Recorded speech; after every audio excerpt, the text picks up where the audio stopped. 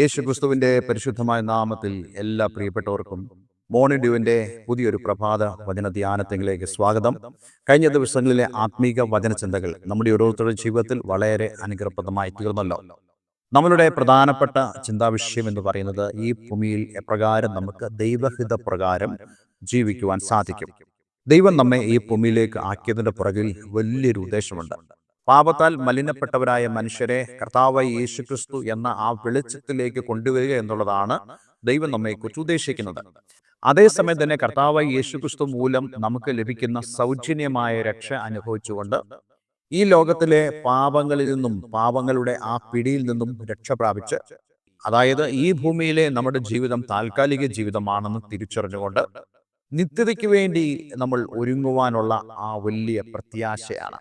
നമ്മുടെ രാജ്യം വിട്ട് ഒരാൾ അമേരിക്കയിലേക്കോ യൂറോപ്പിലേക്കോ മറ്റേതെങ്കിലും രാജ്യങ്ങളിലേക്കോ പോവുകയാണ് എന്ന് വിചാരിക്കുക.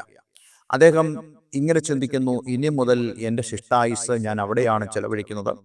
ഈ രാജ്യത്തിലേക്കാൾ കൂടുതൽ എനിക്ക് വരുമാനവും കൂടുതൽ നന്നായി ജീവിക്കുവാൻ ഉതകുന്നതായ രാജ്യമാണത് എന്ന് മനസ്സിലാക്കുമ്പോൾ ആ വ്യക്തി അവിടേക്ക് പോകാനുള്ള ടിക്കറ്റുകൾ തയ്യാറാക്കും, അല്ലെങ്കിൽ എടുക്കും, വിസ തരപ്പെടുത്തും. എന്നിട്ട് അത് ലഭിച്ചു കഴിയുമ്പോൾ ആ രാജ്യത്തിലേക്ക് പോകാനുള്ള ഒരുക്കങ്ങളിലേക്ക് ആ വ്യക്തി മാറുകയാണ്. ഇതുപോലാണ് കർത്താവ് യേശുക്രിസ്തു മൂലം സ്വർഗത്തിലേക്ക് പോകുവാൻ തീരുമാനമെടുത്തവരായ ആളുകൾ അവിടേക്ക് പോകാനുള്ള ഒരുക്കത്തിലായിരിക്കും. അവർ ഒരിക്കലും ഈ ഭൂമിക്ക് അനുയോജ്യമായ നിലയിൽ ആ വ്യക്തി ജീവിക്കയില്ല. ആ വ്യക്തി പിന്നീട് ജീവിക്കുന്നത് ആ ദേശത്തിന് അല്ലെങ്കിൽ ആ ലോകത്തിന് അനുയോജ്യമായ നിലയിലായിരിക്കും ആ വ്യക്തി ജീവിക്കുന്നത്.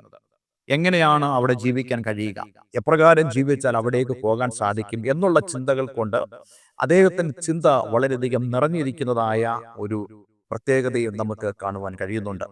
അതേപോലാണ് കർത്താവ് യേശുക്രിസ്തുവിൽ കടന്നു വന്നതായ ഒരു വ്യക്തി.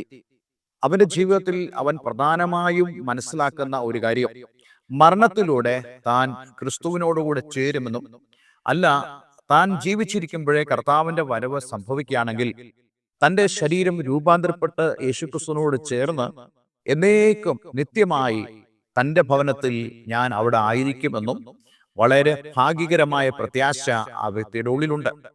അപ്പോൾ അതിനുവേണ്ടി ആഗ്രഹിക്കുന്ന ഒരു വ്യക്തിയെ സംബന്ധിച്ചിടത്തോളം അവൻ ഈ ഭൂമിക്ക് അനുസൃതമായിട്ടല്ല ഒരുങ്ങുന്നത്.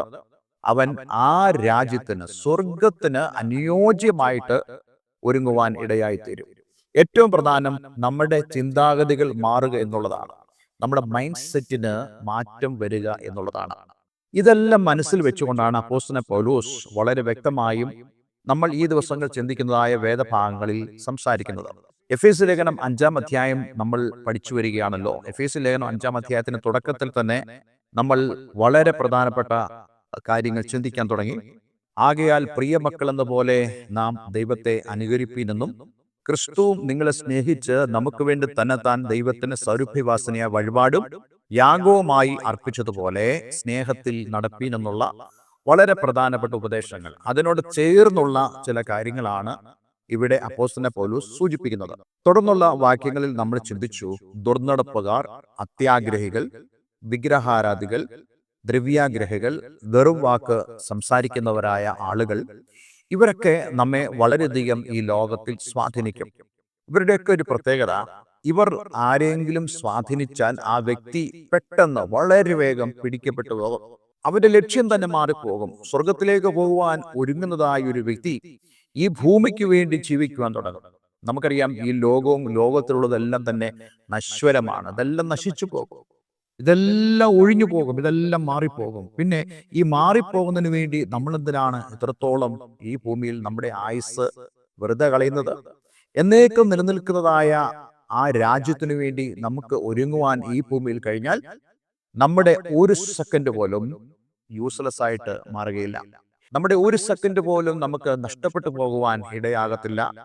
സമയം തക്കത്തിൽ ഉപയോഗിച്ചുകൊണ്ട് നമുക്ക് ജീവിക്കുവാൻ സാധിക്കും. അതുകൊണ്ട് താൻ ഈ കാര്യങ്ങളെല്ലാം പറഞ്ഞിട്ട് നമ്മൾ ഇന്ന് ചിന്തിക്കുന്നത് 7-ാമത്തെ വാക്യമാണ്. 7, 8-ാമത്തെ വാക്യങ്ങൾ നമ്മൾ ചിന്തിക്കുകയാണ്. 7-ാമത്തെ വാക്യം നമ്മൾ ഇപ്രകാരം വായിക്കുന്നുണ്ട്: നിങ്ങൾ അവരോടുകൂടെ കൂട്ടാളികൾ ആകരുത്. ഡു നോട്ട് ബി പാർട്ടേക്കേഴ്സ് വിത്ത് ദം. ഈ ദ്രവ്യാഗ്രഹികളായ ആളുകൾ, വെറും വാക്ക് പറയുന്നവരായ ആളുകൾ, ദുർനടപ്പുകാർ, അശുദ്ധർ, ഇവരോട് നിങ്ങൾക്ക് യാതൊരു പങ്കാളിത്തവും ഉണ്ടാകാൻ പാടില്ല. എന്തുകൊണ്ടാണ് നിങ്ങൾക്ക് അവരോട് പങ്കാളിത്തം ഉണ്ടാകരുതെന്ന് പറയുന്നത്? അവിടെ നമ്മൾ മനസ്സിലാക്കേണ്ട വളരെ പ്രധാനപ്പെട്ട ഒരു കാര്യമുണ്ട്. പല ആളുകളും ചോദിക്കാറുണ്ട്, അവരെ നേടണമെങ്കിൽ നമ്മൾ അവരോടുകൂടെ പങ്കാളികളായെങ്കിലേ നടക്കത്തുള്ളൂ. അങ്ങനെയല്ല. അവരെ നേടേണ്ടതിന് നമ്മൾ അവരെ പോലെ ആകേണ്ടതില്ല. അവരുടെ പ്രവൃത്തികളിൽ നമ്മൾ ഏർപ്പെടേണ്ടതായിട്ടില്ല. അവർക്ക് വേണ്ടി പ്രാർത്ഥിക്കുക, ദൈവവചനമായി നമ്മൾ അവരുടെ അടുക്കിലേക്ക് എത്തുക എന്ന് മാത്രമേ ഉള്ളൂ. സുവിശേഷത്തിന്റെ പ്രത്യേകത അതാണ്. നമ്മൾ എത്ര പറഞ്ഞാലും ഒരു വ്യക്തിയെ നമുക്ക് രൂപാന്തരപ്പെടുത്താൻ കഴിയത്തില്ല. കാരണം സുവിശേഷം നമുക്ക് അറിയിക്കുക മാത്രമേ ചെയ്യാൻ കഴിയത്തുള്ളൂ. അവനെ രൂപാന്തരപ്പെടുത്തുന്ന പ്രവൃത്തി ദൈവത്തിന്റെ പ്രവൃത്തിയാണ്.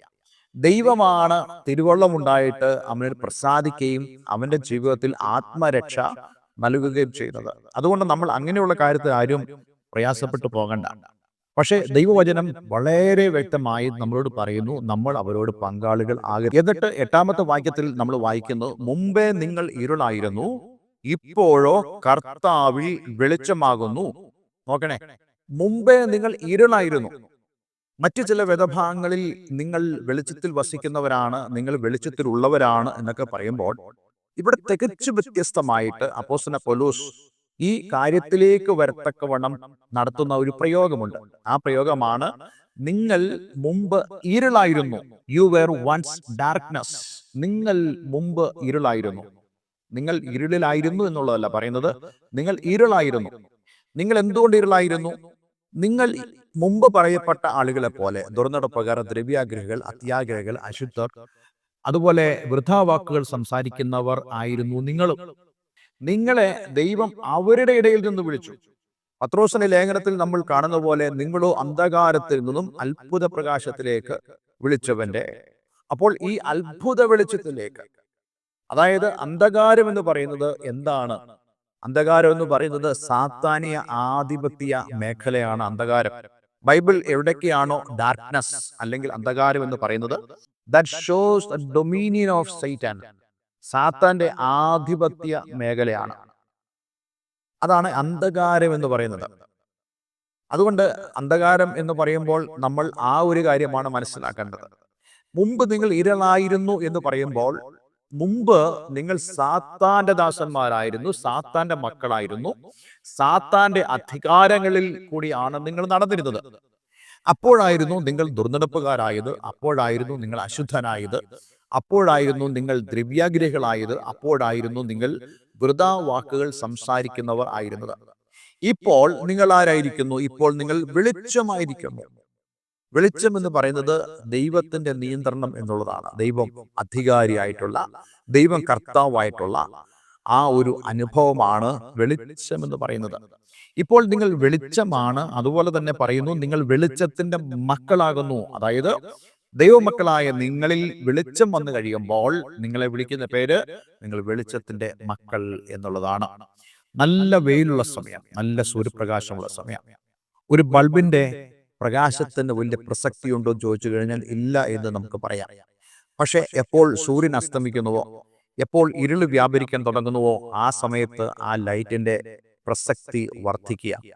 എന്ന് പറയുന്ന പോലെ തന്നെ ദൈവം നമ്മെ വെളിച്ചമാക്കിയിരിക്കുമ്പോൾ എവിടൊക്കെ ഇരുൾ വന്ന് മൂടുന്നുവോ അവിടെ നമ്മെക്കുറിച്ച് ദൈവത്തിന് വലിയൊരു ഉദ്ദേശമുണ്ട്. അനേകരെ വെളിച്ചത്തിലേക്ക് കൊണ്ടുവരുവാൻ അത് നമ്മെ സഹായിക്കും. സുവിശേഷത്തെ സ്വാഗതം ചെയ്ത രാജ്യങ്ങളൊക്കെയും അനുഗ്രഹിക്കപ്പെട്ടിട്ടുണ്ട്. കാരണം ഇത് ഒരു വെളിച്ചമാണ്. സാത്താന്റെ അന്ധകാരങ്ങളെ മാറ്റുന്ന, അതിനെ നിഷ്പ്രഭമാക്കുന്ന വെളിച്ചമാണ് കർത്താവ് യേശുക്രിസ്തു നമ്മിൽ വന്നപ്പോൾ ഉണ്ടായത്. അതുകൊണ്ടാണ് ഇവിടെ പറയുന്നത്, ഇങ്ങനെയുള്ള ആളുകളോട്, അതായത് ഇരുളായിരിക്കുന്ന ആളുകളോട് നിങ്ങൾക്ക് യാതൊരു പങ്കാളിത്തവും ഉണ്ടാകാൻ പാടില്ല. ഇനി നിങ്ങൾ എന്ത് ചെയ്യണമെന്ന് ഈ വാക്യങ്ങൾ തന്നെ നമുക്ക് മനസ്സിലാക്കാൻ കഴിയുന്നുണ്ട്. 9-ാം വാക്യം, കർത്താവിന് പ്രസാദമായത് എന്തെന്ന് പരിശോധിച്ചുകൊണ്ട് വെളിച്ചത്തിലുള്ളവരായി നടന്നുകൊള്ളുവീൻ. നടന്നുകൊള്ളുവീൻ എന്നുള്ളതിന്റെ അർത്ഥം നമ്മൾ ജീവിച്ചുകൊള്ളുവീൻ. ഈ ഭൂമിയിൽ നമ്മൾ എങ്ങനെ ജീവിക്കണം? നിങ്ങൾ ദൈവത്തിന് അല്ലെങ്കിൽ കർത്താവിന് എന്താണ് പ്രസാദമെന്ന് പരിശോധിച്ചുകൊണ്ട് വെളിച്ചത്തിലുള്ളവരായി. ഒരിക്കലും ഈ വെളിച്ചം വിട്ടു പോകരുത്. നമ്മൾ മുമ്പ് പറഞ്ഞ ആളുകളോട് പങ്കാളിത്തം ഉണ്ടാകുമ്പോൾ നമ്മളിൽ ഇരുള് വരും. ആ ഇരുൾ വരാതിരിക്കാനാണ് അപ്പോസ്തലനായ പൗലോസ് വ്യക്തമായ വചനത്തിന് ഉപദേശം പറയുന്നത്. നിങ്ങൾ വെളിച്ചത്തിൽ വസിക്കുന്നവരായിരിക്കണം. അപ്പോൾ വെളിച്ചത്തിൽ വസിക്കണമെങ്കിൽ ഏറ്റവും പ്രധാനപ്പെട്ട കാര്യം കർത്താവിന് എന്താണ് പ്രസാദമെന്ന് പരിശോധിക്കേണ്ടത് ആവശ്യമാണ്. വളരെ പ്രധാനപ്പെട്ട ഒരു സന്ദേശമാണ്. എനിക്ക് ഒരുപാട് കാര്യങ്ങൾ പറയണമെന്നുണ്ട്, പക്ഷേ സമയത്തിന്റെ കുറവ് മൂലം ഞാൻ പറയുന്നില്ല. ജീവിതത്തിൽ നമ്മൾ എപ്പോഴും പരിശോധിക്കേണ്ടത്, ഞാൻ ഈ കാര്യം ചെയ്യുന്നത് കർത്താവിന് പ്രസാദമാണോ? ഞാൻ ആത്മീയ കൂട്ടായ്മകളെ ഒഴിവാക്കുന്നത് കർത്താവിന് പ്രസാദമാണോ? ഞാൻ ദൈവം എന്നെ ഫലമേൽപ്പിച്ച കാര്യങ്ങൾ നിർവഹിക്കുവാൻ ഞാൻ മടി കാണിക്കുന്നത് കർത്താവിന് പ്രസാദമായ ഒരു കാര്യമാണോ? പ്രാർത്ഥിക്കാതിരിക്കുന്നത്, വചനം വായിക്കാതിരിക്കുന്നത് കർത്താവിന് പ്രസാദമാണോ? ഇതെല്ലാം നമ്മൾ പരിശോധിക്കണം. അങ്ങനെ പരിശോധിക്കുമ്പോൾ ദൈവവചനത്തിലൂടെ തന്നെ നമുക്കതിൻ്റെ മറുപടി കാണുവാൻ കഴിയും.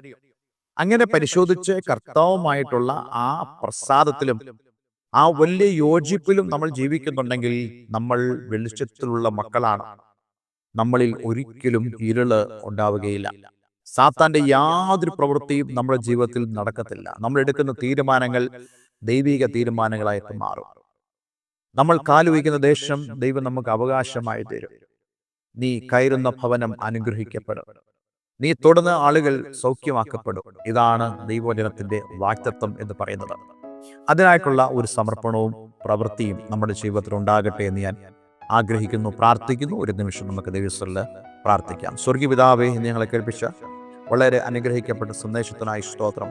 കർത്താവെ, ഞങ്ങൾ മുമ്പ് ഇരുളായിരുന്നെന്നും ഇപ്പോൾ കർത്താവിൽ ഞങ്ങൾ വെളിച്ചമായിരിക്കുന്നു. വെളിച്ചത്തിൽ വസിക്കണമെന്നും കർത്താവിന് പ്രസാദമായുള്ളത് എന്തെന്ന് അന്വേഷിക്കണമെന്നും ദൈവവചനം ഞങ്ങളോട് പറയുന്നതിനായി സ്തോത്രം.